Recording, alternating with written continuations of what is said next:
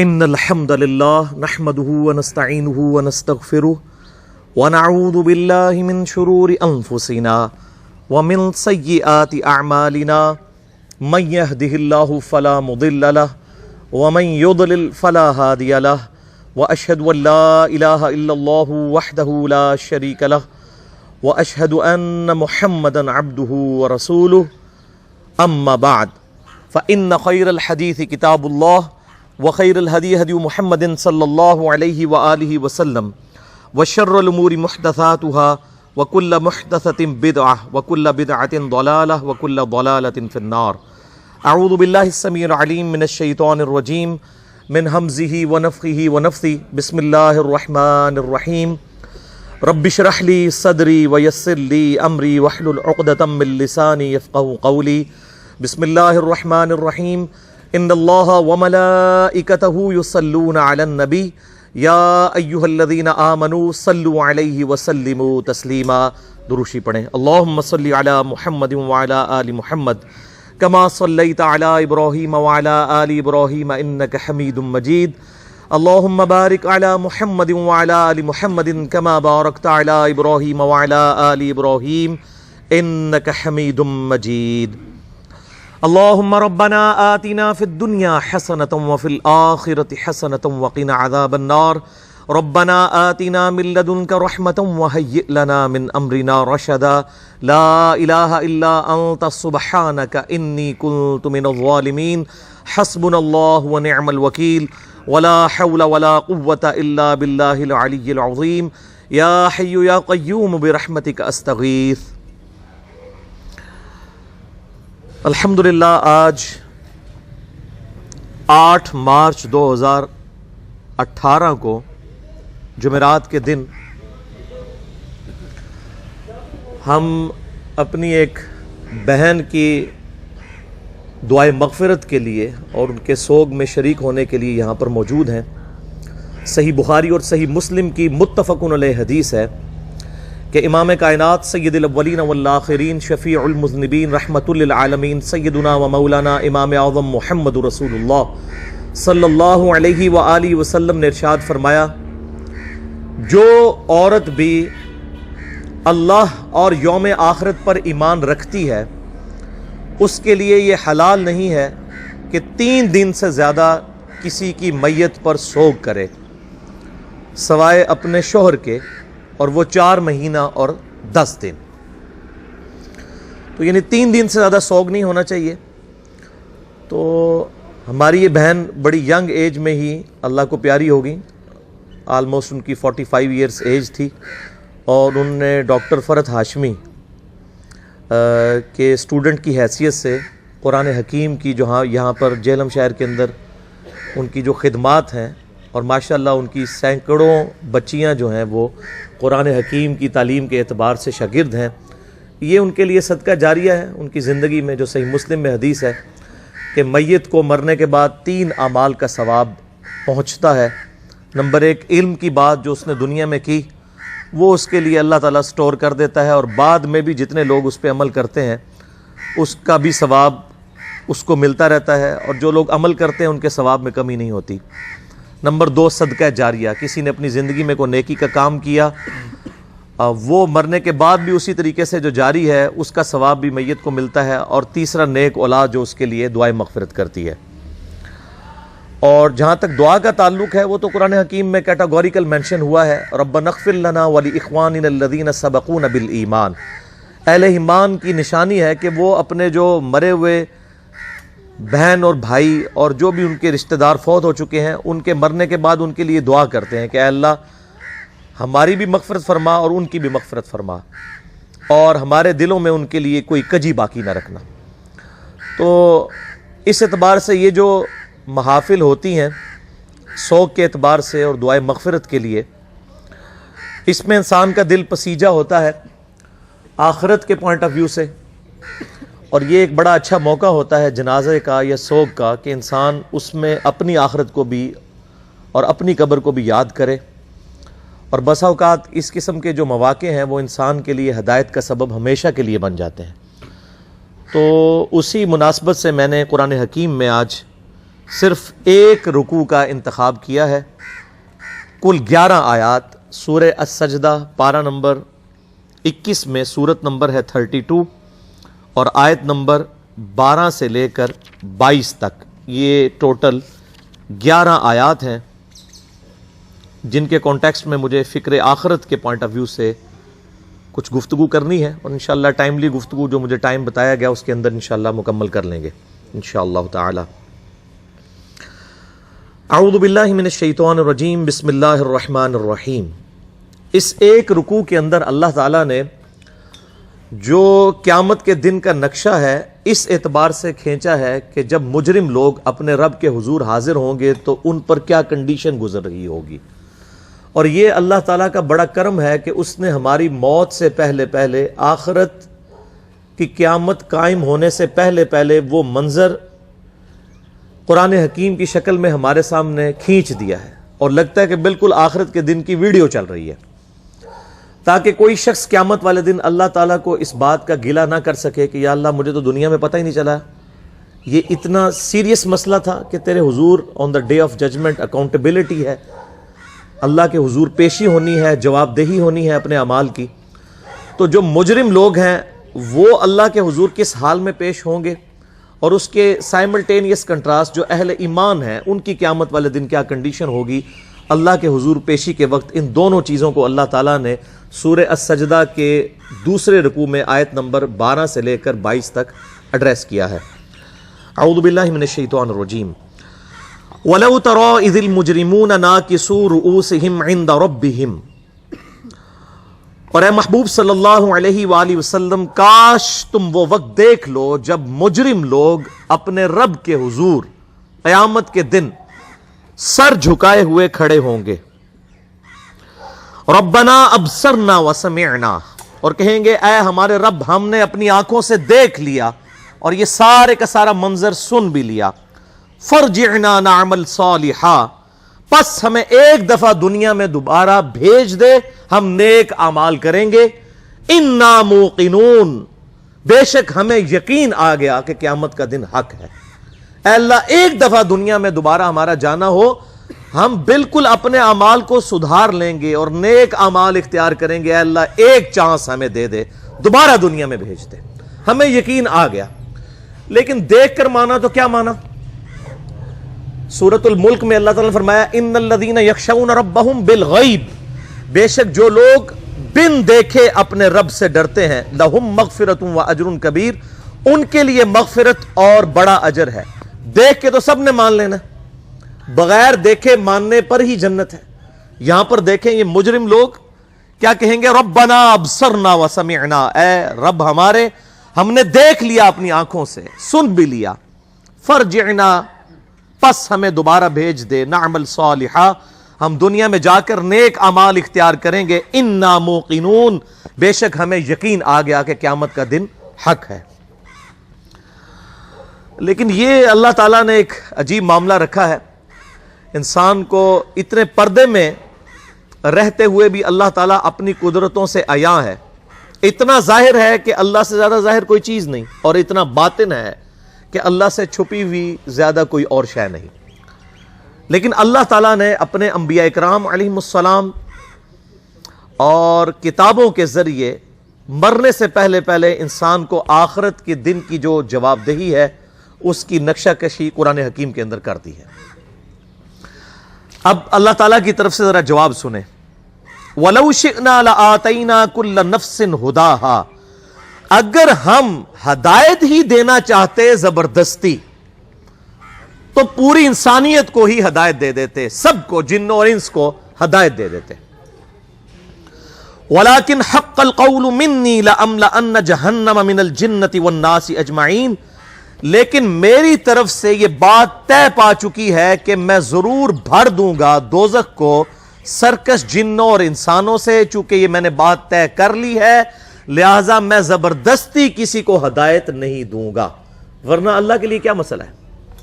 اللہ تعالیٰ تو آنے واحد میں ایک سیکنڈ کے اندر پوری انسانیت کو ابو بکر، عمر، عثمان و علی رضی اللہ عنہم اجمعین وعلیہم السلام اجمعین بنا دے. اللہ کے لیے کوئی مسئلہ ہے؟ اللہ تعالیٰ فرماتا ہے اگر ہم نے زبردستی ہی ہدایت دینی ہوتی تو ہم نے سب کو ہدایت دے دینی تھی، لیکن اللہ تعالیٰ نے ایسی مخلوق تو پہلے ہی پیدا کی ہوئی ہے زبردستی ہدایت والی، جس کو ہم اپنی کمپیوٹر کی لینگویج میں کہتے ہیں بائی ڈیفالٹ، جو اپنی مرضی سے نہیں بلکہ اللہ تعالیٰ نے اس کو بنایا ہی ایسا ہے کہ وہ اللہ کی تابع فرمان ہے، اور وہ ہیں فرشتے، اللہ کی نافرمانی کر ہی نہیں سکتے۔ انسان اور جن، یہ دو مخلوقات اکاؤنٹیبل ٹھہرائی گئی ہیں، کیوں؟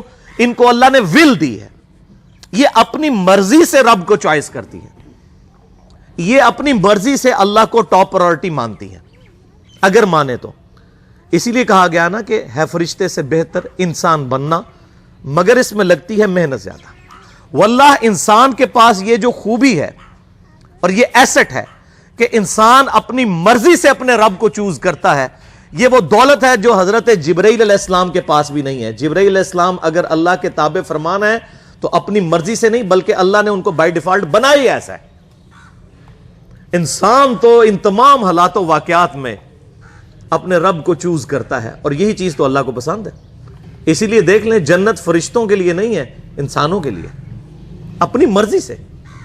انا ہدیناہ السبیل اما شاکرا و اما کفورا، ہم نے ہدایت کا راستہ واضح کر دیا ہے، چاہے تو شکر گزاری کی روش اختیار کرو، خواہ نہ شکری کی۔ اللہ تعالیٰ نے انسان کو دنیا کے اندر اختیار دے دیا، لیکن اس کائنات کی سب سے اہم ترین، سب سے ایلیٹ چیز جو ہے وہ ہدایت ہے۔ یہ آپ کو فٹ پاتھ پہ راہ چلتی ہوئی نہیں ملے گی بلکہ محنت کرنی پڑے گی۔ والذین جاہدوا فینا لنہدینہم سبلنا، جو لوگ ہماری راہ میں کوشش کریں گے ہم ان کے لیے اپنی راہیں کھولیں گے۔ جو کوشش نہیں کرے گا اللہ تعالیٰ بے پرواہ ہے، اللہ تعالیٰ کو کوئی پرواہ نہیں ہے۔ انسان نے اپنی مرضی سے اپنے رب کو چوز کرنا ہے، تو اللہ تبارک و تعالیٰ مائل بکرم ہے ایسے شخص کے لیے۔ تو یہ جو آیا کہ اگر ہم زبردستی ہی ہدایت دینا چاہتے تو جتنے لوگ ہیں ان کو ہدایت دے دیتے، لیکن ہماری طرف سے یہ بات طے پا چکی تھی کہ میں ضرور بھر دوں گا دوزخ کو سرکش لوگوں سے، خواہ وہ جنوں میں سے ہوں یا انسانوں میں سے۔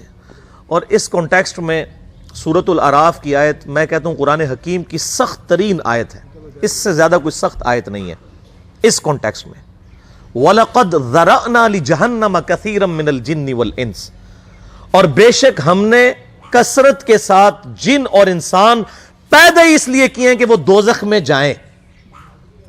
یہ کتنی الارمنگ آیت ہے، یہ سورۃ الاعراف آیت نمبر 179 ہے، قرآن حکیم میں کھول کے پڑھ لیجئے گا۔ یہ میں کو اپنی طرف سے بیان نہیں کر رہا، ہمیں جس خدا کا تعارف کروایا گیا نا این جی اوز کے ذریعے اور یہ میٹھی میٹھی باتیں کرنے والے واعظین کی طرف سے، وہ خدا اور ہے، اور جس خدا کا تعارف اللہ کے محبوب صلی اللہ علیہ وآلہ وسلم نے کروایا اس قرآن حکیم کے ذریعے، وہ خدا اور ہے۔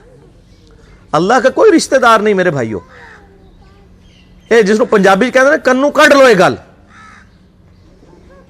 سیدنا سعد ابن ابی وقاص رضی اللہ تعالیٰ عنہ کو جب جنگ قادسیہ کے لیے سیدنا عمر فاروق رضی اللہ تعالیٰ عنہ نے روانہ کیا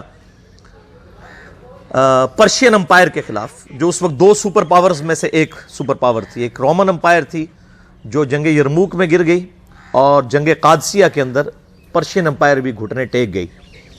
تو سعد ابن ابی وقاص چونکہ نبی علیہ السلام کے ننیحال کے خاندان سے تھے، رشتے میں آپ صلی اللہ علیہ وآلہ وسلم کے ماموں لگتے تھے، تو سیدنا عمر نے ان کو خط لکھا کہ اے سعد اس بات پہ مت اکڑنا کہ تم اللہ کے نبی کے ماموں ہو، یاد رکھنا اللہ کی کسی کے ساتھ کوئی رشتہ داری نہیں ہے، اللہ کا کوئی رشتہ دار نہیں ہے۔ دیکھ لینا بخاری اور مسلم کی متفق علیہ حدیث ہے کہ میری بیٹی فاطمہ جنتی عورتوں کی سردار ہے، اور جامعہ ترمذی کی صحیح حدیث ہے کہ حسن و حسین جنتی نوجوانوں کے سردار ہیں، لیکن اسی فاطمہ سلام اللہ علیہا جو جنتی عورتوں کی سردار ہے، اس کے بارے میں صحیح بخاری اور صحیح مسلم کے اندر متفق علیہ حدیث ہے کہ آپ صلی اللہ علیہ وآلہ وسلم نے فرمایا، اے میری بیٹی فاطمہ، میرے مال سے جو کچھ تو نے لینا ہے مجھ سے لے لے، اگر اللہ کے حضور تو پکڑی گئی تو میں تیرے کچھ کام نہیں آؤں گا، میرے مال سے جو مرضی لے لے۔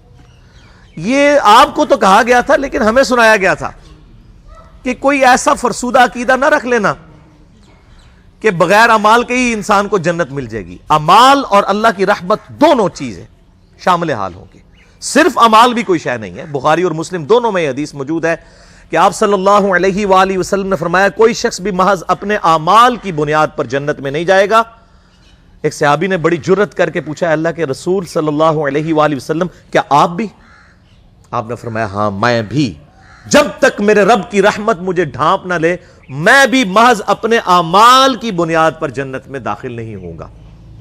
تو اعمال بھی ہیں اور رحمت بھی ہے، صرف اعمال بھی کوئی شے نہیں اور صرف رحمت بھی کوئی شے نہیں ہے، ورنہ امام محمد غزالی رحمہ اللہ تعالی کا قول جو ہے مجھے بڑا پسند ہے اس کانٹیکسٹ میں، جو کیمیائے سعادت میں انہوں نے علماء سو کی کلاس لی ہے۔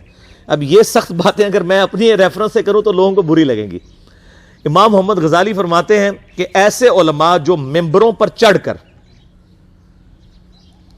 اللہ تعالیٰ کی رحمت کی آیات آؤٹ آف کانٹیکسٹ سنا کر، قرآن حکیم میں جہاں پر بھی رحمت کی آیات اور توبہ کی آیات آئیں وہ اس اعتبار سے آئیں کہ جو توبہ کرنے کے بعد اصلاح کر لے۔ پورے قرآن میں کوئی ایک آیت بھی ایسی نہیں ہے کیٹاگوریکل کہ انسان اپنی اصلاح نہ کرے اور اللہ تعالیٰ فرمائے کہ میں اپنی رحمت کے دروازے اس کے لیے کھول دوں گا، قطعاً ایسی کوئی آیت نہیں ہے۔ تو جو علماء، امام غزالی فرماتے ہیں کہ اللہ کی رحمت کی آیات سنا کر لوگوں کو اللہ تعالیٰ سے غافل کر رہے ہیں، کیا یہ لوگوں کو یہ میسج دینا چاہتے ہیں کہ قرآن حکیم میں جو اللہ کے نافرمانوں کے لیے دھمکیاں آئی ہیں یہ سب کی سب فضول باتیں تھیں، اور انبیاء کرام علیہ السلام جو اللہ کے عذاب سے ڈراتے رہے یہ صرف شغل میلہ تھا اور آخرت میں کوئی پکڑ نہیں ہونی؟ ایسے علماء واجب القتل ہیں۔ یہ امام غزالی فرما رہے ہیں کہ حکومت وقت کا کام ہے کہ ان پر توبہ پیش کرے، ورنہ ان کو قتل کروائے، ان علماء کو جو اللہ تعالیٰ کا یہ غلط تصور پیش کر کے لوگوں کو اللہ کا باغی بنا رہے ہیں۔ اور اکثر وائزین اس وقت یہی ہیں اور لوگ انہی کی باتوں کے اوپر خوش ہیں، انہی این جی اوز کی باتوں کے اوپر خوش ہیں، انہی دنیا دار علماء جو دنیا داروں کو خوش کرنے کے لیے باتیں کرتے رہتے ہیں اور کہتے ہیں اللہ تعالیٰ بڑا غفور رحیم ہے جی، جو مرضی کرو، اللہ نے ساڑی نوازا نہیں چاہیے دیا۔ اور بھائی اللہ نے کب کہا ہے کہ مجھے تمہاری نمازیں چاہیے؟ اللہ تو کہتا ہے تمہیں تمہارے لیے نمازیں چاہیے، اور نماز کو اتنا کیجول بنا لیا انہوں نے۔ صحیح مسلم کے اندر حدیث ہے، آپ صلی اللہ علیہ وآلہ وسلم نے فرمایا بندے کے کفر اور اسلام کے درمیان فرق ہی نماز ہے۔ جو نماز پڑھتا ہے وہ مسلمان ہے، اور جو نماز نہیں پڑھتا وہ پاکستان کے شناختی کارڈ میں مسلمان ہے، اللہ کی ڈیفینیشن میں وہ عملاً کافر ہے۔ صحیح مسلم انٹرنیشنل نمبرنگ کے مطابق 246 نمبر حدیث ہے، آپ جا کے پی ڈی ایف کھول لیں اسلام 360 میں، جا کے 246 نمبر حدیث صحیح مسلم کتاب الایمان چیپٹر میں کھول کے دیکھ لیں کہ بندے کے کفر اور اسلام، شرک اور اسلام کے درمیان فرق ہی نماز ہے۔ آپ بے شک اپنے آپ کو مسلمان کلیم کرتے رہے، لیکن وہ شناختی کارڈ والا مسلمان ہے، نکاح طلاق والا مسلمان ہے، اس کا جنازہ بھی پڑھ دیا جائے گا، پیدا ہوگا اذان بھی دے دی جائے گی، اللہ کے حضور وہ مسلمان نہیں ہے، وہ بس کلمے کا ہی ہم احترام کرتے ہیں، ادروائز تو عملاً کافر ہے وہ۔ اسی طریقے سے جامعہ ترمذی میں حدیث ہے، سنن نسائی کے اندر حدیث ہے، سنن ابن ماجہ کے اندر حدیث ہے کہ آپ صلی اللہ علیہ وآلہ وسلم نے فرمایا جس نے نماز چھوڑ دی گویا اس نے کفر کیا، من ترک الصلاۃ متعمدا فقد کفر۔ اب اس سے زیادہ اور کیا سخت بات کی جائے کہ کسی کو یقین آئے کہ جس نے جان بوجھ کے نماز چھوڑ دی اس نے کفر کیا۔ اب جان بوجھ کے یہ نہ سمجھیے گا کہ جی میں بال بچیاں دے یہ کمائی کرتا رہنا تھا منو ٹائم نہیں ملتا۔ جان بوجھ کی ڈیفینیشن بھی نبی علیہ السلام نے بخاری اور مسلم میں موجود ہے کہ اگر کوئی شخص بے ہوش ہو جاتا ہے یا سویا رہ جاتا ہے، یہ دو آپشنز ہیں، یا تیسرا آپشن ہے وہ بھول جاتا ہے، تو جیسے یاد آئے اسی وقت وہ والی نماز پڑھ لے۔ لیکن جو شخص دنیا کو ٹاپ پرائورٹی مانتا ہے، اپنا آفس چھوڑنے کے لیے تیار نہیں، اپنا کلینک چھوڑنے کے لیے تیار نہیں ہے، اور اپنی دکان چھوڑنے کے لیے تیار نہیں ہے نماز کے لیے، تو ظاہر ہے کہ وہ تو اپنے آپ کو دھوکہ دے رہا ہے۔ اللہ تعالیٰ تو اپنے معاملات کے اندر بالکل سٹریٹ فارورڈ ہے، بالکل یہ ذہن میں رکھ لیں۔ جامعہ ترمذی میں صحیح سند کے ساتھ موجود ہے، عبداللہ بن شفیق تابعی رحمہ اللہ تعالیٰ کہتے ہیں کہ صحابہ کرام علیہم رضوان صرف نماز کے چھوڑنے کو ہی اعمال میں سے کفر سمجھتے تھے، یعنی وہ کسی کو نماز پڑھتا ہوا دیکھتے تھے تو کہتے تھے یہ مسلمان ہے، اور کسی کو نماز پڑھتا ہوا نہیں دیکھتے تھے تو وہ کہتے تھے یہ کافر ہے۔ یہ جامعہ ترمذی ہے، یہ کوئی سٹوری بک نہیں میں سنا رہا آپ کو۔ مسند احمد میں صحیح سند کے ساتھ حدیث ہے، نبی صلی اللہ علیہ وآلہ وسلم نے معاذ ابن جبل سے فرمایا معاذ اللہ کے ساتھ کسی کو شریک نہ ٹھہرانا، خواہ تمہارے ٹکڑے ٹکڑے کر دیے جائیں، تمہیں سولی پہ چڑھا دیا جائے، تمہیں آگ میں جلا دیا جائے، اللہ کے ساتھ کسی کو شریک نہ ٹھہرانا، اور نماز بھی نہ چھوڑنا، کیونکہ جس نے نماز چھوڑ دی اللہ تعالیٰ کے ذمہ کرم سے وہ نکل گیا، اللہ کے حضور اس کے لیے کوئی حصہ نہیں ہے جس نے نماز چھوڑ دی۔ کتنا کرٹیکل ایشو ہے۔ اور اسی طریقے سے مسند احمد میں ہی ایک اور حدیث ہے کہ آپ صلی اللہ علیہ وآلہ وسلم نے فرمایا، جس شخص نے اپنی زندگی میں نماز کی حفاظت کی، قیامت والے دن وہ نماز اس کے لیے نور ہوگی، نجات ہوگی، اور اس کے حق میں دلیل ہوگی، اور جس نے نمازوں کی حفاظت نہیں کی اس کے لیے قیامت والے دن کوئی نجات، کوئی نور اور کوئی دلیل نہیں ہوگی، الٹا اس کا حشر قارون، فرعون اور ابی ابن خلف کے ساتھ ہوگا، والعیاذ باللہ تعالی۔ یہاں تو ہم کہہ دیتے ہیں یا اللہ جو کچھ بھی ہے تیرے محبوب کی امت سے ہے، یعنی یا اللہ ہم نے تو اپنی اصلاح کوئی نہیں کرنی، ہمیں اسی طریقے سے ہی قبول کر لیں، والعیاذ باللہ تعالی۔ اور کچھ ویسے علماء کا بھی اس میں بڑا برا کردار ہے کہ انہوں نے نماز کو بھی اتنا مشکل فرض بنا کے پیش کیا ہے کہ ایک عام آدمی کے لیے، اور جو دنیاوی معاملات کے اندر بھی انوالو ہے، اور کسی ایسی عورت کے لیے جس کے کئی بچے ہیں، مطلب اس روٹین کے اندر اس نماز کو مینج کرنا مشکل ہو جاتا ہے۔ ہمیں تو عشاء کی صرف 17 رکعتیں بتا دی گئی ہیں، حالانکہ 24 گھنٹے کے اندر ٹوٹل نماز کی رکعتیں 17 ہیں جن کی اکاؤنٹیبلٹی ہے۔ اور میں یہ بڑے وثوق کے ساتھ ایک ذمہ دار مبلغ کی حیثیت سے یہ بات کر رہا ہوں۔ آپ صحیح بخاری اور صحیح مسلم کھول کے دیکھ لیں، فرض نمازوں کی تعداد جو ہے وہ 5 آئی ہے، اور ان کی رکعتوں کی تعداد بھی بیان ہو گئی ہے۔ فجر کے 2 فرض، ظہر کے 4 فرض، عصر کے 4، مغرب کے 3 اور عشاء کے 4، اور سفر میں سارے 2 فرض ہیں، مغرب کے 3 ہیں۔ یہ ٹوٹل 17 رکھتے ہیں جن کی اکاؤنٹیبلٹی ہے۔ باقی جنہ گڑ پاؤ گے انہ میٹھا، وہ ساری نفلی عبادت ہے۔ وہ بخاری اور مسلم دونوں میں حدیث ہے، جس نے فرض کے علاوہ 12 رکعتوں میں استقامت کی، اور وہ 12 رکعتیں آپ صلی اللہ علیہ وآلہ وسلم نے پڑھ کے بھی بتائیں، اور امہات المومنین میں سے سیدہ عائشہ نے، سیدہ ام سلمہ نے، سیدہ ام حبیبہ رضی اللہ عنہن نے روایت بھی کی کہ 2 فجر سے پہلے، 4 ظہر سے پہلے، 2 ظہر کے بعد، 2 مغرب کے بعد، 2 عشاء کے بعد، یہ 12 سنت موقدہ، جس نے یہ پڑھی اسے جنت میں محل ملے گا۔ اگر کوئی نہیں پڑھتا تو گنہگاری والا معاملہ کوئی نہیں ہے۔ اسی طریقے سے اس کے علاوہ ایک اور وطر کی نماز ہے جو سنت موقدہ ہے۔ وہ سیدنا مولا علی رضی اللہ تعالیٰ عنہ علیہ السلام کا قول ہے کہ وطر سنت ہے، سنت ہے، سنت ہے، مگر اسے مت چھوڑو۔ ہے سنت ہے لیکن تاکیدی ہے۔ آپ صلی اللہ علیہ وآلہ وسلم نے سفر میں بھی وطر اور فجر کی 2 سنتیں پڑھی ہیں، لیکن یہ صرف افضلیت کے اعتبار سے تاکیدی ہیں، ان کی کاؤنٹیبلٹی کوئی نہیں ہے۔ البتہ یہ ضرور ہے، سنن ابی داؤد میں ایک حدیث ہے کہ جس کی قیامت والے دن فرضوں میں کوتاہی نکل آئے گی تو اللہ تعالیٰ فرمائے گا میرے بندوں کی جو نفلی اور سنت عبادت ہے اس کو تول لو اور فرضوں کے ایکویلنٹ قبول کر لو۔ تو آپ اگر سنتیں پڑھیں گے تو اس کے ایکویلنٹ نفلوں کی کوتاہی پوری ہو جائے گی، ادروائز اکاؤنٹیبلٹی اس کی کوئی نہیں ہے، یہ ذہن میں رکھیے گا۔ صحیح بخاری اور مسلم دونوں میں حدیث موجود ہے۔ ایک صحابی آئے، انہوں نے کہا یا رسول اللہ صلی اللہ علیہ وآلہ وسلم، میں جنت میں جانا چاہتا ہوں، مجھے کوئی شارٹ کٹ بتا دیں۔ آپ صلی اللہ علیہ وآلہ وسلم نے فرمایا اسلام لانے کے بعد نماز، فرض نماز کو قائم رکھ، پھر فرمایا فرض زکوٰۃ ادا کر، فرض روزے دے، روزے جو ہیں وہ ان کو ادا کر اور روزے رکھ۔ حج اس وقت فرض نہیں ہوا تھا، وہ زندگی میں ایک بار ہے۔ تو اس نے کہا یا رسول اللہ صلی اللہ علیہ وآلہ وسلم، جتنا آپ نے مجھے بتایا نہ میں اس میں ایڈ کروں گا نہ اس میں سے کوئی چیز مائنس کروں گا، اور یہ کہہ کے وہ چلا گیا۔ آپ صلی اللہ علیہ وآلہ وسلم نے فرمایا اگر کسی نے کسی جنتی شخص کو دیکھنا ہے تو اس کو دیکھ لو، جو یہ کہہ کے گیا کہ میں فرض نماز سے زیادہ کوئی نماز نہیں پڑھوں گا، صرف فرض روزہ ہی رکھوں گا، فرض زکوٰۃ ہی دوں گا۔ اب روزہ اور زکوٰۃ میں تو ہمارے علماء کو اور عام پبلک کو بھی جو دیندار لوگ ہیں ان کو ہضم ہوتی ہے کہ کوئی شخص یہ نہیں کہتا کہ بھئی پیر اور جمعرات کا روزہ، صحیح مسلم میں حدیث ہے کہ آپ صلی اللہ علیہ وآلہ وسلم کے نفلی روزوں کی یہ روٹین تھی۔ کوئی آپ کو یہ نہیں کہے گا کہ جس نے جمعرات اور پیر کا روزہ نہ رکھا اس کے رمضان کے روزے ہی قبول نہیں ہوں گے، کوئی کہتا ہے؟ کیونکہ ان کو پتہ وہ نفلی ہے۔ اسی طریقے سے زکوٰۃ تو صرف 2.5% ہے نا، باقی تو نفلی صدقات ہیں جتنے مرضی دیں۔ کوئی شخص نہیں کہتا کہ نفلی صدقہ نہ دیا تو آپ کی زکوٰۃ بھی قبول نہیں ہوگی، الٹا یہ کہتے ہیں او بس جی زکوٰۃ دے لو تو باقی سارا مال پاک ہے۔ لیکن جب فرض نماز کی باری آتی ہے تو اس وقت وہ 12 رکھتے ہیں بھی سنت موقع بیچ میں گھسیٹ دیتے ہیں، وہ بھی صرف فضیلت ہے، ٹوٹل 17 رکھتے ہیں، 2 فجر کی، 4 ظہر، 4 عصر، 3 مغرب، 4 عشاء. یہ میں کو اپنے لیے گراؤنڈ نہیں بنا رہا، میں تو الحمدللہ اس کے علاوہ بھی نفلی عبادت کرتا ہوں، لیکن میں بتا رہا ہوں خدا کے لیے لوگوں کو دین ایسا مشکل نہ پیش کریں کہ جو نبی علیہ السلام نے امت کو وہ دین نہیں دیا ہوا. اپنی مرضی سے انجیکٹ نہ کریں دین، لوگوں کے لیے مشکلات نہ کھڑی کریں، ان کو فرض نماز تک رکھیں. پھر انشاءاللہ کئی لوگوں کو میں نے اس نے نماز شروع کروائی، انہوں نے سنت نماز بھی، نوافل بھی شروع کر دی ہیں، لیکن آپ کم از کم وہ ڈیٹم لیول تو اچیو کروائیں لوگوں کا. لیکن فرض نماز کی باری آتی ہے، کہتے ہیں جی سنتے بھی حصہ ہیں. کہاں سے میرے بھائیوں حصہ ہیں؟ وہ 17 رکھتے ہیں.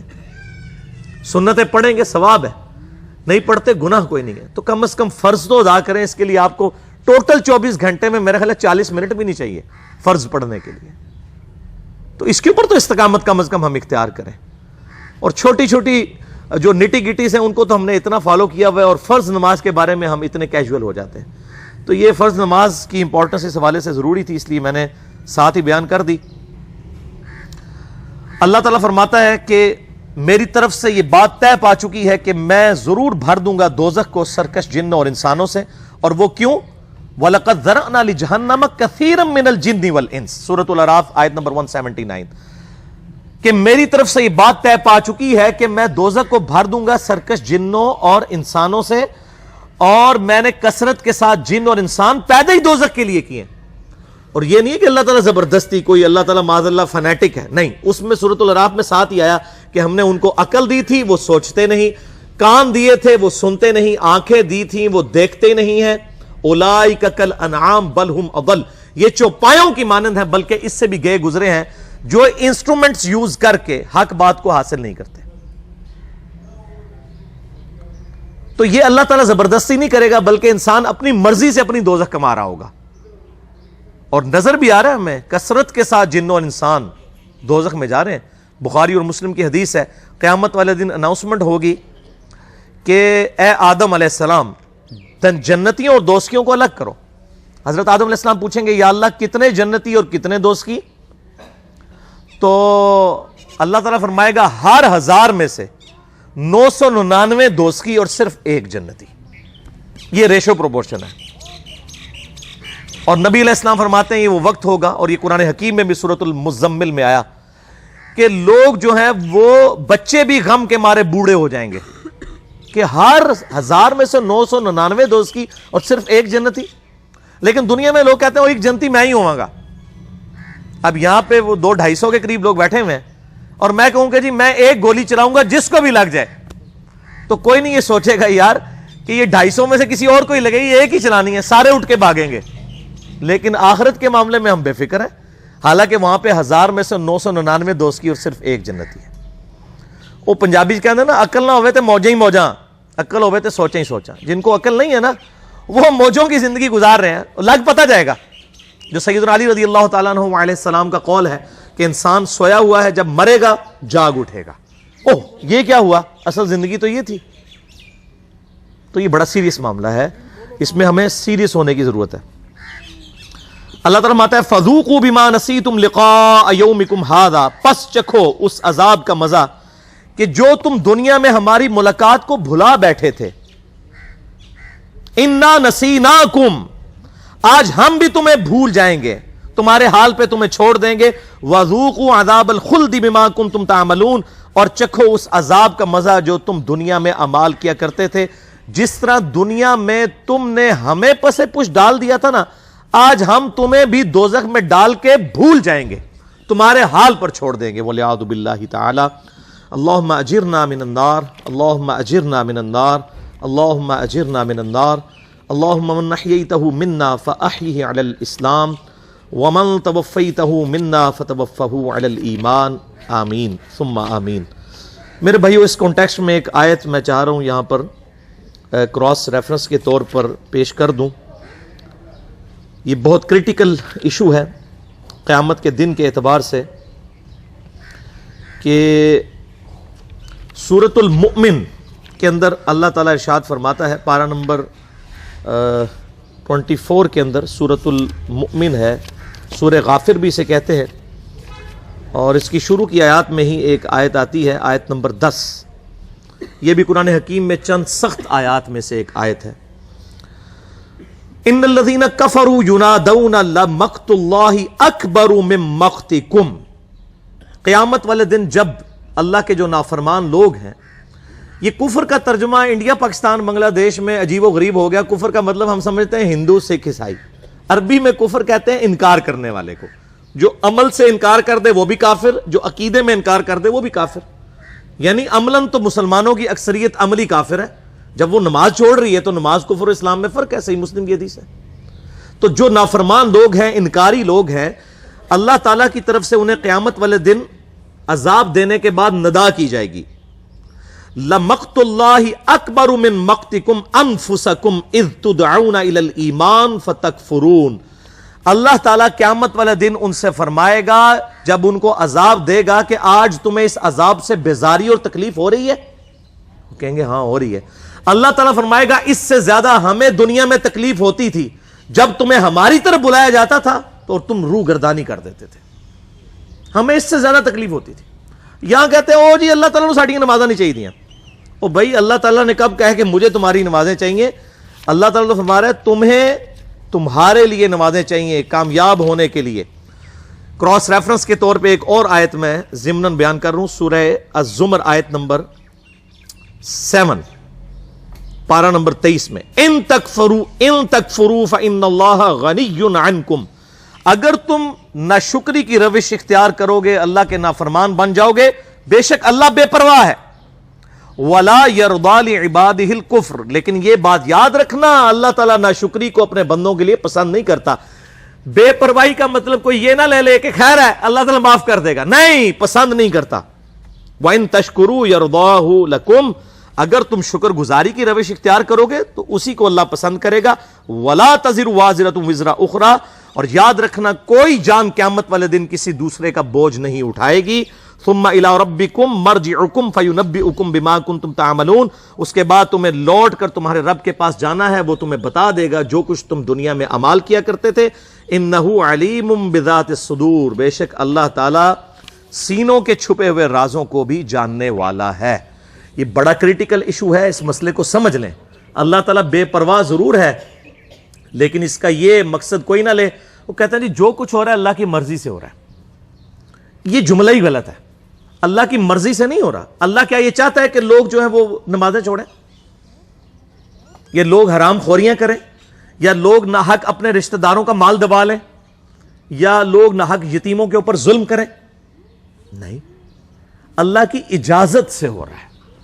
اجازت کا مطلب یہ ہے کہ دنیا میں اللہ پکڑتا نہیں ہے. جس طرح کہ سورہ النساء میں ہے جو لوگ یتیموں کا مال ناحق ہڑپ کرتے ہیں اپنے پیٹوں میں دوزخ کی آگ بھر رہے ہیں. اب یہ آگ دنیا میں ڈورمنٹ پوزیشن میں ہے. آپ دنیا میں انگارہ زبان پہ رکھیں زبان جل جائے گی. حرام کا مال کھا بھی جائیں کچھ نہیں ہوگا.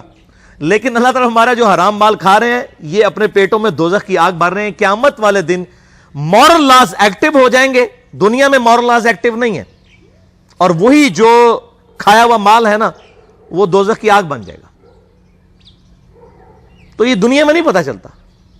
تو اجازت سے ہو رہا ہے اس حوالے سے کہ اللہ تعالیٰ فوراً پکڑ نہیں کرتا. ورنہ تو اذان کی آواز آئے اور کوئی نماز پڑھنے کے لیے مسجد میں نہ جائے تو اس کو تو اسی وقت زمین میں دھانس جانا چاہیے. لیکن اللہ تعالیٰ نے اجازت دی ہوئی ہے، اختیار ہے، تمہاری مرضی ہے. انا ہدیناہ السبیل. ہم نے ہدایت کا راستہ واضح کر دیا. اما شاکرا و اما کفورا.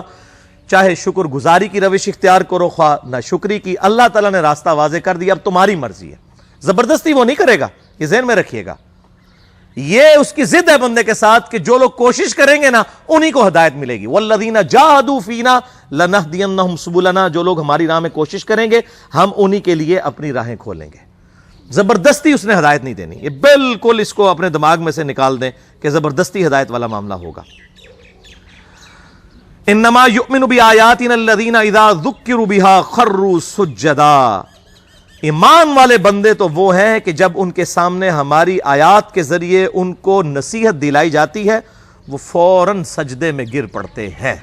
اللہ اکبر. سبحان ربی العلی سبحان ربی العلی سبحان ربی العلی. یہ ٹو باؤ ڈاؤن کرنا کافی ہے. صحیح بخاری کے اندر موجود ہے کہ عبداللہ بن عمر رضی اللہ تعالیٰ عنہ قرآن حکیم بغیر وضو کے بھی پڑھ رہے ہوتے تھے اور اس دوران جب آیت سجدہ آتی تھی تو بغیر وضو کے ہی اسی حالت میں سواری پہ بیٹھے ہوئے ٹو باؤ ڈاؤن کر کے سجدہ تلاوت کر لیتے تھے. اس کے لیے ماتھا لگانا ضروری نہیں, وہ اعلیٰ ترین درجہ ہے. اگر آپ قرآن پڑھتے ہوئے یہ سجدہ ہے اور آپ یوں کر لیتے ہیں تو یہ سجدہ تلاوت ادا ہو جائے گا. وَارْكَعُوا مَعَ الرَّاكِعِينَ کے تحت یہ بھی اسی میں آتا ہے. تو اللہ تعالیٰ ہمارے اہل ایمان وہ ہیں, ہماری آیات سے جب ان کو نصیحت کی جاتی ہے وہ سجدے میں یعنی ٹو باؤ ڈاؤن کرتے ہیں. وَسَبَّحُوا بِحَمْدِهِمْ, اور وہ اپنے رب کی تسبیح کرتے ہیں اس کی حمد کے ساتھ. وَهُمْ لَا يَسْتَكْبِرُونَ, اور ان میں تکبر نہیں ہوتا, اکڑ نہیں ہوتی اہل ایمان کے اندر. یہ تکبر کے اندر پوری قیامت مضمر ہے میرے بھائیوں. صحیح مسلم میں حدیث کہ آپ صلی اللہ علیہ وآلہ وسلم نے فرمایا, جس شخص کے دل میں رائی کے دانے کے برابر بھی تکبر ہوا وہ جنت میں نہیں جائے گا. ایک صحابی نے عرض کی, یا رسول اللہ صلی اللہ علیہ وآلہ وسلم, بسا اوقات ہمارا دل کرتا ہے کہ ہمارے کپڑے خوبصورت ہوں, ہماری جوتیاں خوبصورت ہوں, ہم اچھے دکھیں, کیا یہ بھی تکبر ہے؟ تو آپ صلی اللہ علیہ وآلہ وسلم نے فرمایا یہ تکبر نہیں ہے, بلکہ اللہ بھی خوبصورت ہے اور خوبصورتی کو پسند فرماتا ہے. تکبر یہ نہیں ہے کہ تم اچھا لباس پہنو یا اچھی جوتیاں پہنو یا اچھے دکھو, بلکہ تکبر یہ ہے کہ تم حق بات سے اناد کر دو اور دوسروں کو حقیر سمجھو. یعنی کسی شخص پہ حقیقت کھل گئی کہ نماز پڑھے بغیر میں مسلمان نہیں ہوں, اب پھر بھی وہ اکڑا ہوا ہے, وہ ہے متکبر. اگر کسی نے اچھے کپڑے پہنے ہوئے ہیں لیکن اس کے باوجود وہ دوسروں کو حقیر سمجھ رہا ہے تو متکبر ہے, اور اگر وہ اچھے کپڑے پہن کے دوسروں کو حقیر نہیں سمجھ رہا کوئی متکبر نہیں ہے. حق بات سے اناد کرنا, اس سے روگردانی کرنا, یہ اصل تکبر ہے. ایک بندے کو صحیح بخاری اور صحیح مسلم سے نماز کا طریقہ کھول کے بتا دیا کہ میرے بھائیوں, نبی صلی اللہ علیہ وآلہ وسلم اس طریقے سے سنت کے مطابق نماز پڑھتے تھے کہ رکوع میں جاتے وقت اور رکوع سے اٹھتے وقت رفع الیدین کرتے تھے. اور وہ کہیں نہیں ساڑھے بزرگ پاگل سے, انہوں نے نہیں پتا لگا. بھائی بزرگ اللہ کے پاس چلے گئے, وہ اپنے اعمال کے جواب دہی خود کریں گے. ہمارے سامنے جو کتاب و سنت کے دلائل ہیں ہم نے تو اس کے سامنے سر تسلیم خم کرنا ہے, نہ کہ ہم نے کسی اور کو دیکھنا ہے. ہمارے لیے تو آئیڈیل ہمارے محبوب صلی اللہ علیہ وآلہ وسلم کی مبارک ذات ہے, نہ کہ کسی دنیا دار شخص کی یا ہمارے آباء و اجداد ہمارے لیے آئیڈیل ہے. لقد کان لکم فی رسول اللہ اسوۃ حسنہ, بے شک رسول اللہ صلی اللہ علیہ وآلہ وسلم کی زندگی میں تمہارے لیے بہترین نمونہ ہے. الحمدللہ. تو یہ تکبر کی میں نے ڈیفینیشن بھی بتا دی اس حوالے سے. اللہ تعالیٰ فرماتا ہے دنیا میں ان کی حالت کیا تھی, تتجافا جنوبہم عن المضاجع یدعون ربہم خوفا وطمعا. ہمارے نیک بندے وہ تھے کہ ان کی پیٹھیں جو ہیں وہ اپنی خوابگاہوں سے, اپنے بستروں سے الگ رہتی تھیں, اور وہ خوف اور لالچ میں ہمیں پکارا کرتے تھے. خوف کس کا؟ آخرت کے دن کا. اور لالچ کس کی؟ جنت کی لالچ. اور یہ جو صوفیاء کے ہاں ایک بڑی مشہور بات آئی, اور سیدنا علی کی طرف بھی یہ جھوٹا قول منسوب کیا گیا کہ میں اللہ کے خوف یا جنت کی لالچ میں عبادت نہیں کرتا, یہ بالکل جھوٹ ہے. یہ تو قرآن کے خلاف ہے. یہ آیت دیکھ لیں کہ اہل ایمان کی نشانی ہے کہ وہ اللہ سے خوف بھی کھاتے ہیں اور اللہ سے لالچ بھی رکھتے ہیں جنت کی. مجھے بتائیں جنت کی لالچ کس نے دی ہے؟ اللہ نے. اب کوئی شخص کہتا ہے مجھے جنت نہیں چاہیے, تو وہ کس کو نگیٹ کر رہا ہے؟ اللہ کو. دوزخ کا ڈر کس نے سنایا؟ اللہ نے. اگر کوئی کہتا ہے جی مجھے دوزخ کا ڈر نہیں, اور عجیب و غریب قسم کی باتیں کرتا ہے, یہ کتاب و سنت کی تعلیمات میں یہ باتیں نہیں ہیں, آپ کی جذباتی ڈاکٹرائن ہے, جذباتی جملے ہیں, ان کی کوئی حقیقت نہیں ہے, یہ صرف جذباتی باتیں. اہل ایمان جو ہیں وہ تو اللہ تعالیٰ نے سورۃ الفرقان میں فرمایا کہ اہل ایمان تو دعا کرتے ہیں ربنا اصرف عنا عذاب جہنم ان عذابها کان غراما, اے رب ہمارے ہم سے دوزخ کا عذاب پھیر دے, بے شک دوزخ کا عذاب تو ہمارے گلے کا پھندا بن چکا ہے, یہ لٹکتی ہوئی تلوار ہے ہمارے سر کے اوپر, اے اللہ ہمیں دوزخ سے رہائی عطا فرما دے. یہاں پہ کہتے ہیں جی دوزخ کا ڈر نہیں, جنت کی لالچ نہیں ہے. اور اللہ تعالیٰ کیا فرما رہے ہیں کہ اہل ایمان خوف بھی رکھتے ہیں اور امید بھی. وَمِمَّا رَزَقْنَاهُمْ يُنْفِقُونَ, اور ہمارے دیے ہوئے مال میں سے ہماری راہ میں خرچ کرتے ہیں. ظاہر ہے جیب وہی ڈھیلی کرے گا جسے آخرت کے ڈیوائن بینک کی امید ہوگی کہ دنیا میں جو کچھ جو ہے وہ خرچ کر رہا ہوں وہ اللہ کے ڈیوائن بینک میں سٹور ہو رہا ہے, اللہ تعالیٰ مجھے 700 گنا اس سے بھی بڑھ کر لوٹائے گا انشاءاللہ. فَلَا تَعْلَمُ نَفْسٌ مَا أُخْفِيَ لَهُم مِّن قُرَّةِ أَعْيُنٍ, پس کسی جان کو نہیں پتا جو کچھ اللہ تعالیٰ نے اس کی نفس کی خواہش والی چیزیں چھپا کے رکھی ہیں, من قرۃ اعین, ان کی آنکھوں کی ٹھنڈک کے لیے جنت میں, جزاء بما کانوا یعملون, جزا ان اعمال کے بدلے میں جو وہ دنیا میں کیا کرتے تھے۔ اللہ تعالیٰ فرماتا ہے کوئی جان نہیں جانتی کہ اللہ تعالیٰ نے جنت میں اس کے لیے کیا کیا نعمتیں تیار کر رکھی ہیں ان کی آنکھوں کی ٹھنڈک کے لیے۔ اور اسی کانٹیکسٹ میں بخاری اور مسلم دونوں میں حدیث ہے کہ آپ صلی اللہ علیہ وآلہ وسلم نے سورہ سجدہ کی یہی آیت تلاوت کی اور پھر فرمایا کہ کوئی شخص نہیں جانتا کہ اللہ تعالیٰ نے اس کے لیے جنت میں کون کون سی نعمتیں چھپا رکھی ہیں، اور پھر فرمایا کہ ایسی ایسی نعمتیں چھپا رکھی ہیں جو نہ کسی آنکھ نے دیکھی، نہ کسی کان نے سنی، نہ کسی کے دل پہ ان کا کھٹکا گزرا۔ اور پھر آپ صلی اللہ علیہ وآلہ وسلم نے یہی آیت تلاوت کی، لیکن ساتھ یہ ہے اعمال کے بدلے میں۔ دودھ پینے والے مجنون نہیں چاہیے، اعمال کرنے والے۔ افمن کان مؤمنا کمن کان فاسقا، بھلا بتاؤ جو اللہ کی بات ماننے والا ہے اور جو نہیں ماننے والا وہ برابر ہو سکتے؟ لا یستوون، وہ برابر نہیں ہو سکتے۔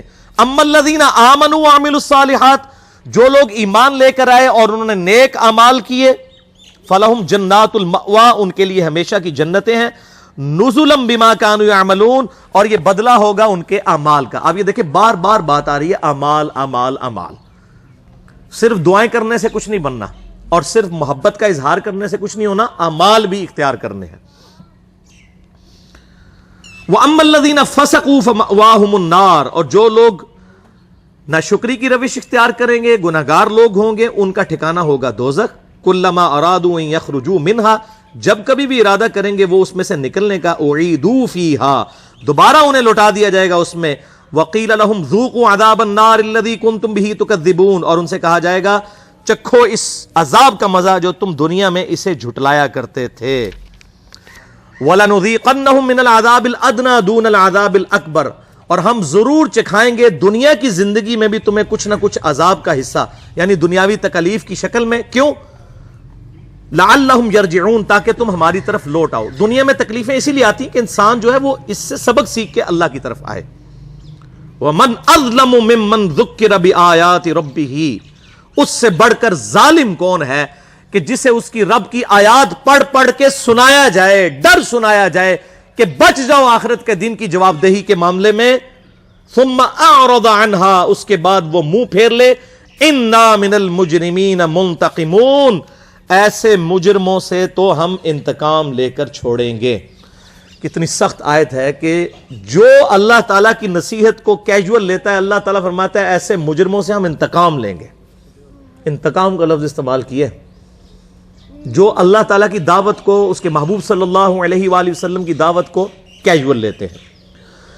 یہ ہمارا یہ رکوع مکمل ہو گیا۔ اب 2-3 حدیثیں سنا کے میں اس کو کنکلوڈ کرتا ہوں۔ میرے بھائیوں،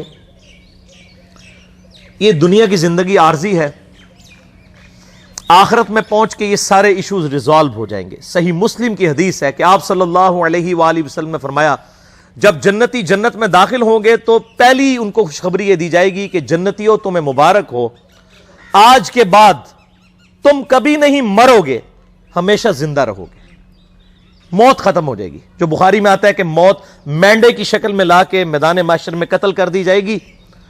جنتیوں کے لیے خوشخبری ہوگی کہ اب ہمیں جنت سے نکالا نہیں جائے گا، اور دوزخیوں کے لیے اس میں عذاب ہوگا کہ ہمیں موت نہیں آئے گی۔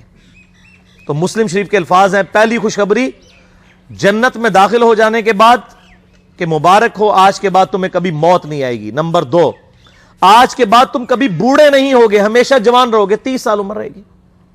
نمبر 3، کبھی بیمار نہیں پڑو گے، ہمیشہ ہی تندرست رہو گے۔ نمبر 4، کبھی بدحال نہیں ہوگے، ہمیشہ خوشحال رہو گے۔ اور 5ویں خوشخبری تو سب سے اوپر ہے کہ آج کے بعد اللہ تم سے کبھی ناراض نہیں ہوگا، ہمیشہ راضی ہی رہے گا۔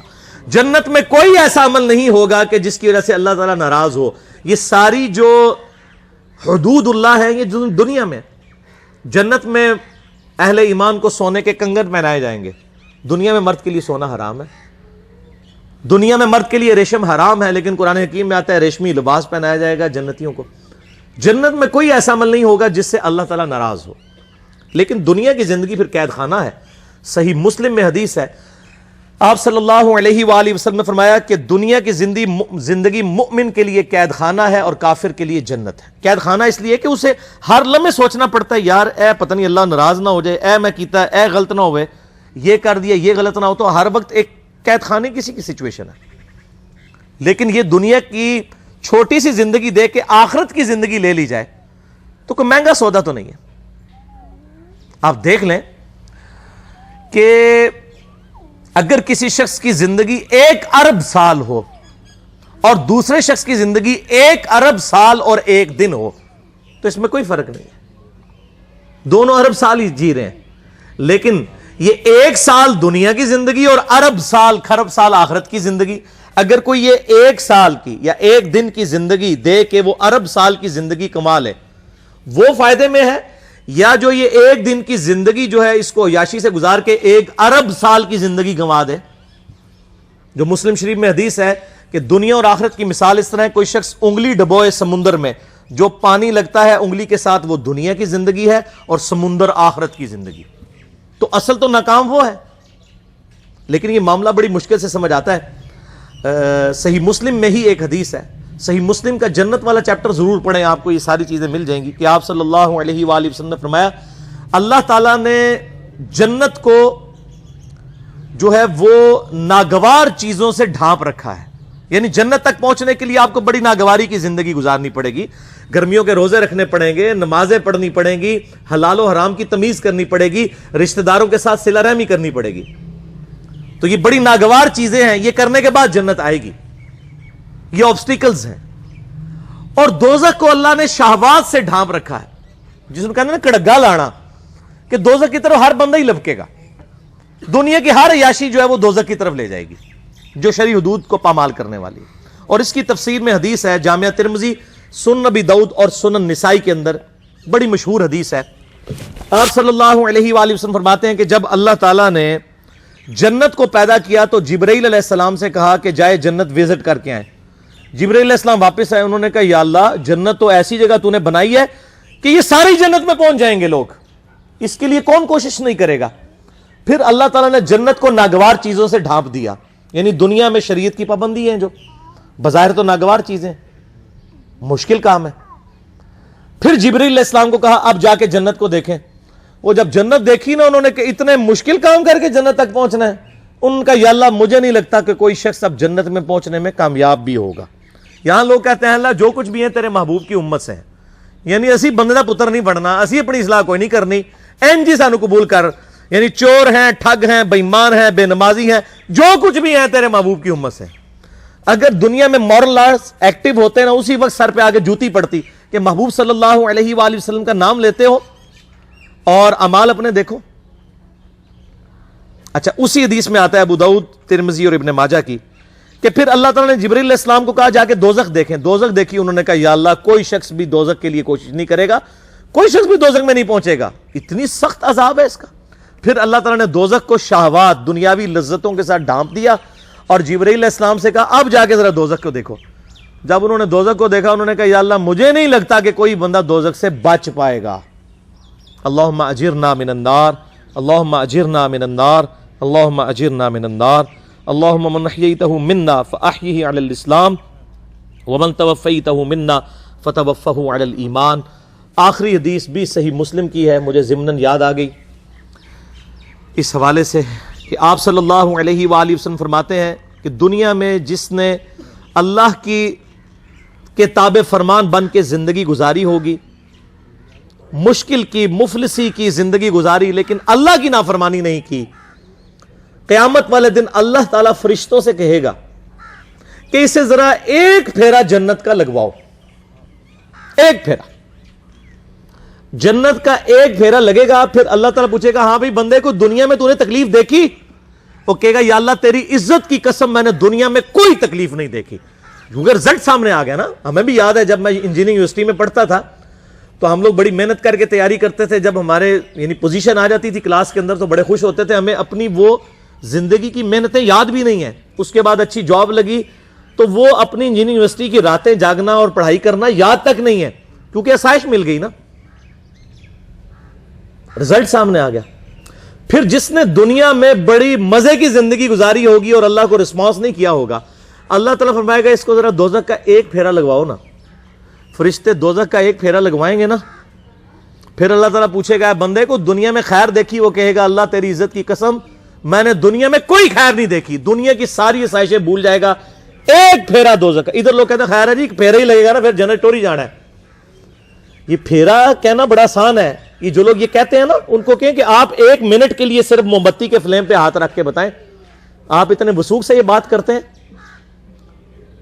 اس سے بھی بڑھ کے میں یہ بات کروں کہ اگر آپ کو کہا جائے کہ فجر کی نماز چھوڑنے پر فجر سے ظہر تک آپ کو ایک 10 بائی 10 فٹ کے کمرے میں صرف ایک پھیرا لگے گا فجر سے ظہر تک کا, جس میں 1000 کوبرا سانپ ہوں گے, 1000 بچھو ہوں گے, ایک پھیرا ہی لگنا ہے, کوئی تیار ہو جائے گا؟ کانپ اٹھیں گے تصور سے. اب آخرت چونکہ سامنے نہیں ہے نا, اس لیے کہتے خیر ہے جی پھیرا ہی لگے گا. اللہ معافی دے. ہمیں تو اللہ سے دعا کرنی چاہیے کہ اللہ تعالیٰ بلا حساب و کتاب ہمیں جنت میں داخلہ عطا فرمائے اور ہماری غلطیوں سے درگزر فرمائے. اس معاملے میں اللہ تعالیٰ سے کبھی بھی اس قسم کی بات نہیں کرنی چاہیے کہ ایک پھیرا ہی لگے گا. نہ میرے بھائیو, ہم تو ایک پھیرا کیا 1 سیکنڈ بھی برداشت نہیں کر سکتے. بخاری اور مسلم کی متفق علیہ حدیث ہے کہ آخرت کی آگ دنیا کی آگ سے 70 گنا زیادہ تیز ہے. ہم تو دنیا کی آگ برداشت نہیں کر سکتے. تو اتنے وثوق کے ساتھ اس قسم کی باتیں کرنا یہ بہت دیدہ دلیری ہے اللہ تعالیٰ کے اوپر. اس حوالے سے اللہ سے ڈرنا چاہیے. اللہ تعالیٰ سے دعا ہے جو میں نے حق بات کہی اللہ تعالیٰ ہمارے دلوں میں راسخ فرمائے, اور اگر جذبات میں میرے منہ سے کوئی غلط بات نکل گئی تو اللہ تعالیٰ ہمارے دلوں سے معاف کر دے. میرے بھائیو, یہ آج کی گفتگو بھی ہم یوٹیوب پہ, یعنی یہ ڈاکٹر صاحب کی بھی خواہش تھی, میری بھی خواہش تھی کہ اس کی ریکارڈنگ ہو جائے تاکہ لوگوں کے لیے اصلاح کا سبب بن جائے. یہ ہماری ویب سائٹ ahlsunnatpak.com ہے, آپ وزٹ کریں. اور یوٹیوب کا چینل میرے نام کے اوپر ہی ہے, انجینئر محمد علی مرزا, اس کے اوپر یہ انشاءاللہ ہماری گفتگو جو ہے وہ میں نے اس کو سوچا ہے کہ اس کی ہیڈنگ ہم رکھیں کاش میں دنیا میں واپس چلا جاتا. مسئلہ نمبر 196 کے عنوان سے انشاءاللہ اسے اپلوڈ کریں گے ہم لوگوں کی اصلاح کے لیے. اور اب آخر میں ہم دعا بھی کر لیتے ہیں اپنی بہن کی مغفرت کے لیے بھی. صحیح بخاری کے اندر حدیث موجود ہے, نبی صلی اللہ علیہ وآلہ وسلم کو سیدنا ابو عامر رضی اللہ تعالیٰ عنہ کی وفات کی جب خبر پہنچی تو آپ صلی اللہ علیہ وآلہ وسلم نے ہاتھ اٹھا کر ان کے لیے دعائے مغفرت کی. حتیٰ کہ صحابہ کہتے ہیں ہم نے آپ کے بغلوں کی سفیدی بھی دیکھی. لیکن یہ جو قرآن پڑھ کے اور فاتحہ پڑھ کے بخش رہے ہوتے ہیں اس کی کوئی اصل نہیں ہے. دعائے مغفرت قبر پہ بھی جا کے کی جائے, دنیا میں بھی کی جائے. 20 منٹ لگے گا تو عالم بھی کر لیں گے تھوڑا. نہیں ٹھیک ہے وہ کر لیتے. تو دعا جو ہے وہ چاہے کوئی زندہ ہے چاہے کوئی فوت ہو چکا ہے, سب کے لیے دعا کرنی چاہیے اور دعائے مغفرت ضرور کرنی چاہیے. یہ مسلمان کا حق ہے دوسرے مسلمان کے اوپر اس حوالے سے. اور اس کی پہلی شکل نماز جنازہ ہے, اس کے بعد قبر پہ جا کے دعا کرنا استقامت کے لیے. اور آج ان کی سوگ کا بھی آخری دن ہے تو ہم اجتماعی دعا اس حوالے سے کر لیتے ہیں. سارے بھائی جو ہے وہ ہاتھوں کو بلند کر لیجئے. اللہم انی اسألک بأنک انت اللہ لا الہ الا انت الاحد الصمد الذی لم یلد ولم یولد ولم یکن له کفوا احد وإلہکم الہ واحد لا الہ الا هو الرحمن الرحیم الف لام میم اللہ لا الہ الا هو الحی القیوم. اللہم صلی علی محمد وعلی آل محمد کما صلیت علی ابراہیم وعلی آل ابراہیم انک حمید مجید. اللہم بارک علی محمد وعلی آل محمد کما بارکت علی ابراہیم وعلی آل ابراہیم انک حمید مجید. اللہم ربنا آتنا فی الدنیا حسنة وفی الآخرة حسنة وقنا عذاب النار. لا الہ الا انت سبحانک انی کنت من الظالمین. ربنا آتنا من لدنک رحمة وہیئ لنا من امرنا رشدا. اللہم لا مانع لما اعطیت ولا معطی لما منعت ولا ينفع ذا الجد منک الجد. اللہم اغفر لحینا ومیتنا وشاہدنا وغائبنا وصغیرنا وکبیرنا وذکرنا وانثانا. اللہم من احییتہ منا فاحیہ علی الاسلام ومن توفیتہ منا فتوفہ علی الایمان. اللہم ثبتنا علی الایمان. اللہم ثبتنا علی الاسلام. اللہم ثبتنا علی القرآن. اے اللہ جن جن بھلائیوں کا سوال تیرے محبوب صلی اللہ علیہ وآلہ وسلم نے تجھ سے کیا ہم تمام مسلمانوں کے حق میں قبول و منظور فرما. اے اللہ جن جن چیزوں کے شر سے تیرے محبوب صلی اللہ علیہ وآلہ وسلم نے تیری پناہ طلب کی ہم تمام مسلمانوں کو عطا فرما. اے اللہ ہماری, ہمارے ماں باپ کی, ہمارے بیوی بچوں کی, پوری امت کی مغفرت فرما. اے اللہ خصوص بالخصوص ہماری جو بہن فوت ہوئیں اے اللہ ان کی مغفرت فرما. ان کی قبر کی منازل کو آسان فرما، ان کے درجات بلند فرما، قیامت والے دن اپنے محبوب صلی اللہ علیہ وآلہ وسلم کی شفاعت نصیب فرما، آپ صلی اللہ علیہ وآلہ وسلم کے مبارک جھنڈے تلے جگہ عطا فرما، آپ صلی اللہ علیہ وآلہ وسلم کے مبارک ہاتھوں سے حوض کوثر نصیب فرما، آپ صلی اللہ علیہ وآلہ وسلم کا جنت میں پڑوس عطا فرما۔ یہ تمام دعائیں ہم تمام مسلمانوں کے حق میں قبول و منظور فرما۔ اے اللہ حاضرین کے جتنے بھی چھوٹے بڑے رشتہ دار فوت ہو چکے، اے اللہ ان تمام کے حق میں بھی یہ دعائیں قبول و منظور فرما۔ اے اللہ ہماری، ہمارے ماں باپ کی، ہمارے بیوی بچوں کی، سارے رشتہ داروں کی، پوری دنیا کے مسلمانوں کی تمام دینی، دنیاوی، جسمانی، روحانی، ظاہری، باطنی پریشانیاں، تکلیف، مصیبتیں، دکھ، بیماریاں، دشواریاں دور فرما، اور جن جن بھلائیوں کا سوال تیرے محبوب صلی اللہ علیہ وآلہ وسلم نے تجھ سے کیا، ان تمام کے حق میں قبول و منظور فرما، اور جن جن چیزوں کے شر سے تیرے محبوب صلی اللہ علیہ وآلہ وسلم نے تیری پناہ طلب کی، تمام مسلمانوں کو عطا فرما۔ اے اللہ پوری دنیا میں مسلمان جہاں بھی کافروں کے خلاف برسر پیکار ہیں، اے اللہ غیب سے ان کی مدد فرما، ان کی عزت اور آبرو کی حفاظت فرما۔ اے اللہ ہمارے ملک پاکستان کی خیر فرما، پاکستان کو اندرونی اور بیرونی خطرات سے محفوظ فرما۔ اے اللہ مسلمانوں کو آپس میں اتفاق اور اتحاد کے ساتھ رہنے کی توفیق عطا فرما، بس علمی طریقے سے ایک دوسرے کی غلطی واضح کرنے کی توفیق عطا فرما، لڑائی جھگڑوں سے محفوظ فرما۔